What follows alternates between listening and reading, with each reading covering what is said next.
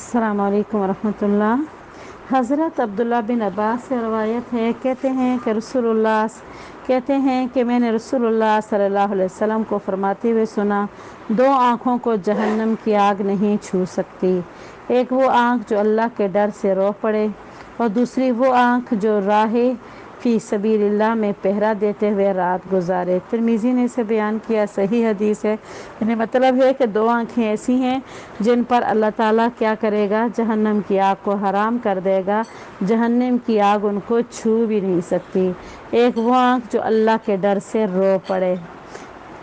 یعنی تنہائی میں بیٹھا ہے، دعا مانگ رہا ہے، خیال آ گیا کہ اللہ قبر کتنی سخت ہے، یا اللہ موت کا وقت کتنا دردناک ہوگا، یا اللہ جہنم تیری کتنی سخت ہے، جہنم کو یاد کیا، اللہ کی قیامت کو یاد کیا، پھر اس کے ساتھ اس نے